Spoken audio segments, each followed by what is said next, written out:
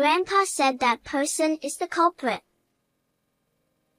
During the funeral of my husband, who died in an accident, my 5-year-old grandchild suddenly pointed at someone. That person turned pale and started trembling. He tried to laugh it off, saying, "It's just a child's words. Don't believe it." The relatives, who had been murmuring, gradually quieted down, and the atmosphere began to calm. However, my grandchild had a mysterious power, and I was convinced that her words were true. "I will uncover the truth for my husband's sake." With that vow in my heart, I began to move to uncover the truth. I married my husband Samuel when I was 29, and for the next 35 years, I supported him as a housewife while he ran his company. We were blessed with 2 children and had a harmonious family life. Our eldest daughter, Scarlett, became a teacher, fulfilling her dream, and married a colleague named Owen. They lived far away and were raising their 5-year-old daughter, Layla. Our son, Matthew, had also started living on his own a few years ago and was working as Samuel's assistant, aiming to become the next president of the company. Samuel and I adored our granddaughter Layla and looked forward to talking to her on video calls. That day, too, we received a call from Scarlett.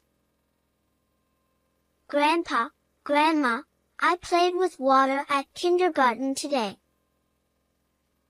Layla, who appeared on the smartphone screen, was smiling brightly and looked very happy. We enjoyed talking with her for a while, but eventually, she got bored and started playing with her toys. Then Scarlett spoke in a hushed voice. "Dad, Mom, I have something to discuss." She prefaced her words with, "Don't think I'm joking." And continued, "It seems Layla has a sixth sense."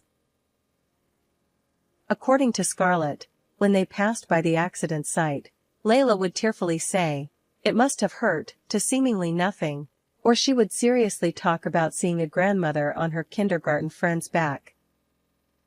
Scarlett was bewildered, feeling as if Layla was conversing with spirits. Yes, pure-hearted young children might really be able to see spirits, I said, and Samuel gently advised. "Scarlett, there's no need to worry. Let's just watch over her quietly." Hearing those words, Scarlett seemed relieved and nodded, her expression easing. I deeply loved Samuel, who was always calm and wise. Every day spent with him was very happy. However, a little while after that, "I'll be late tonight," he said as he left the house, but he never came back, no matter how late it got. Worried, I called Matthew, who was acting as his secretary, around midnight. "Matthew, sorry for calling so late. Samuel hasn't come home yet.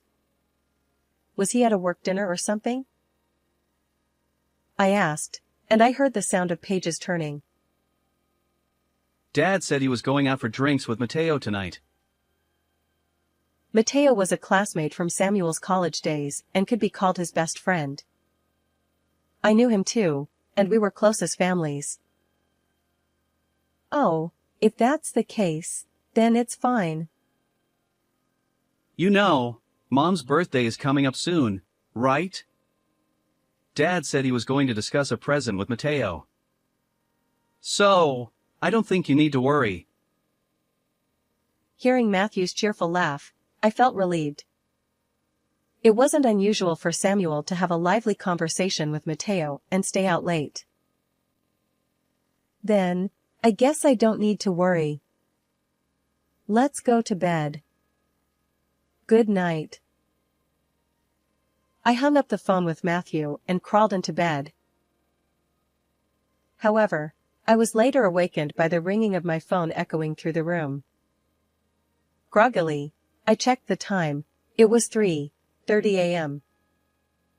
Wondering what was going on, I answered the call. This is the police. Your husband has been in an accident and is now in the hospital. I felt the blood drain from my body and immediately jumped up, heading to the hospital by taxi. Samuel, what happened? I desperately prayed for Samuel's safety in my heart. When I arrived at the hospital and rushed into the room, a harsh reality awaited me. Despite the doctor's best efforts, Samuel had already passed away. No, it can't be. Samuel, open your eyes. As I clung to Samuel's body, crying out, the police approached me. According to them, Samuel had been found by a passerby at the bottom of a long staircase. It was dark, with no one around, and there were no security cameras near the stairs. They concluded that it was likely an accident caused by slipping on the stairs. Samuel had broken his neck from the fall, which led to his death. Even as I listened, I couldn't comprehend it, feeling as if I were in a dream. After the police left, I calmed down a bit and called Matthew first. However, it was early morning, and I couldn't reach him, so I left a message about Samuel's death. Next, I contacted Scarlett, who answered the phone in shock and said, I'll be there right away. She hurried to the hospital. I held Samuel's increasingly cold hand until they arrived. In the morning, Scarlett, who had come from afar, hugged me while trembling. As we cried together, Matthew, who had listened to the voicemail, also arrived. This can't be true. Why, Dad? He stood in shock for a while, before bursting into tears. We mourned in front of Samuel's still body for a long time. However, we couldn't stay like that forever, so we began to prepare for the funeral. Relatives, company associates, and Samuel's best friend, Matteo, attended the funeral. My deepest condolences. Matteo, dressed in mourning clothes and with tears in his eyes, approached me, who was exhausted. That day, I was drinking with Samuel until late. When we left the bar, he said he would walk home since it was nearby. If only I had stopped him and made him take a taxi. He spoke with regret, biting his lip, and I could only look down and wipe my tears, unable to respond. That day, Samuel. What? No, it's nothing. I'll be going now. Matteo started to say something but then left. Then, a company associate of Samuel whispered to me. They had seen Samuel and Matteo arguing at the bar on the day of the accident. However, before I could process this information, the funeral began. Suddenly, Layla, who was sitting on Scarlett's husband Owen's lap, shouted, Grandpa says that person is the culprit. Layla pointed with a determined expression at Matteo, who looked shocked. The sudden event caused murmurs among the attendees. Is she joking? Even for a child, that's too inappropriate. It's just a child's words. Don't take it seriously. He said with a troubled face, and the surroundings gradually calmed down. Layla was taken outside by Owen. But Grandpa is really angry. He said he will never forgive him. Layla continued to point at Matteo until she left the venue. I noticed that the person she was pointing at was pale and trembling. Although the funeral resumed, I couldn't get Layla's words out of my head. After the funeral ended peacefully, I was looking up at Samuel's portrait alone, and Layla's words, "That person is the culprit," kept echoing in my mind. I couldn't help but think that Samuel had been deliberately killed by someone, not by accident. I will uncover the truth for sure. Holding Samuel's portrait to my chest, I resolved to uncover the truth and clear his name. A week later, I was in a certain place. I called out to someone who seemed irritated and was searching for something from behind. "What are you looking for?" Startled, Matthew looked at me standing at the entrance of the room. Mom? Why are you in my house?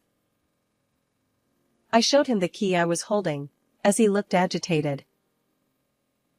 "I gave you this apartment with Samuel. It's only natural to have a spare key, right?" Even so, it's inappropriate to enter a house where someone lives alone without permission. I have my privacy too. Matthew said, flustered, but I ignored him and continued. "More importantly, you were looking for something, weren't you? What were you searching for, turning the closet upside down like that?" It's none of your business, Mom! "Is this what you were looking for?" When I held up a plastic bag, Matthew's face turned pale. He then approached me with a terrifying expression. Give it back! At that moment, Scarlett and Owen burst in through the front door, and Owen restrained Matthew. Owen, being a physical education teacher with martial arts experience, made it impossible for Matthew to escape no matter how much he struggled. Why are Scarlett and the others here too? Let me go! Scarlett looked at the bag I was holding and asked, Matthew? Why were you hiding just clothes so carefully? Inside the plastic bag were a black hoodie, black pants, brand new sneakers, and gloves. What does it matter? Did you rummage through my house without permission? Matthew shouted loudly while being held down by Owen. So, the culprit Layla mentioned that day was you, Matthew? It was Mateo, wasn't it? No, from Layla's position, she could see you behind Mateo. Layla was pointing at you. You realized that too, didn't you? Yes, at that time, the person trembling in Layla's line of sight was Matthew. You took Samuel's life, didn't you, Matthew? When I said this quietly, he laughed. What? Are you going to believe Layla's delusions? There's no way I would do such a thing. I suspected you and immediately searched the house. And I found these clothes carefully stored. These are what you wore during the crime, aren't they? What? What are you talking about? Don't make things up. Matthew continued to deny my questions vehemently. I know the manager of this apartment. He saw you coming back late at night wearing these clothes on the night Samuel died. I had talked to the apartment manager. He remembered and told me. Now that you mention it, Matthew. I was just jogging. Then what about this? Next, I showed him a video on my phone. It showed the view from a car driving through the town late at night. Did you check the dash cam without permission too?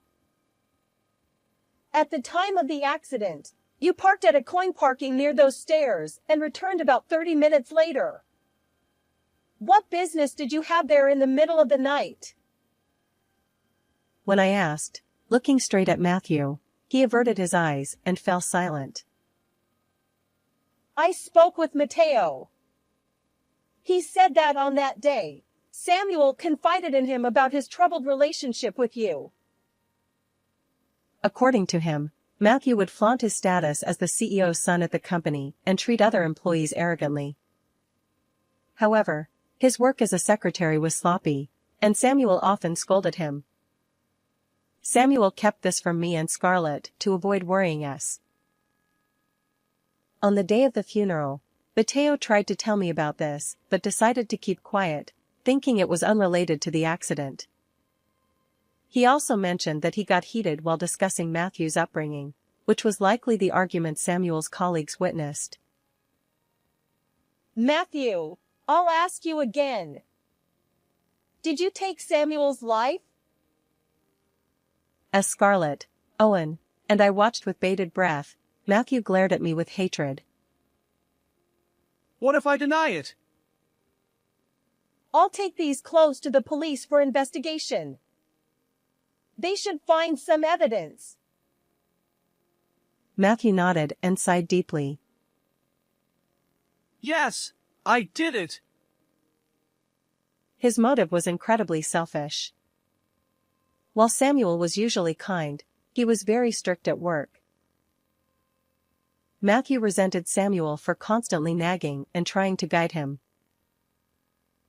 If Dad were gone, I'd inherit the estate and become the next CEO. I realized I had nothing to lose. Matthew's half-smiling face looked like a demon to me. Mom, if you keep quiet, I'll ensure you live comfortably. You wouldn't want the family to be known as criminals, right? Yes, that might be true. Matthew smiled smugly at my words. I'm glad you understand, Mom. So, give me those clothes. If I dispose of them today, all evidence will be gone. At that moment, we heard police sirens approaching. What? No way. How? I had Scarlett call them. Convinced that Matthew was the culprit, I had asked Scarlett to contact the police before entering his house. Why? You agreed with me, didn't you? I never intended to forgive you. No, it's not too late. You can still deceive the police. I approached Matthew, grabbed his shoulders, and looked him straight in the eyes. I will never forgive you. I vowed to clear Samuel's name. Matthew, we are cutting ties with you. Surrender and atone for your sins. Ugh! The police arrived and took Matthew away, while Scarlett, Owen, and I watched silently. Later, a reinvestigation was conducted, and I handed over the clothes Matthew had hidden to the police. The fibers from Samuel's clothes found on the gloves were the decisive evidence, and Matthew was found guilty. He confessed his selfish motives to the police, shocking everyone. Scarlett and I, as his family, demanded a severe sentence for Matthew. He will be in prison for a while, and even when he gets out, no one will help him. I no longer consider Matthew, who hid his terrifying true nature, to be my son. Meanwhile, Samuel's trusted subordinate took over his company. Thanks to Scarlett and Owen inviting me to live with them, I now live with them. I will live for Layla's growth and move forward without shame for Samuel. In the photo I gazed at, my beloved Samuel was smiling with the same smile I loved. How was this story? Please subscribe to our channel. See you in the next video.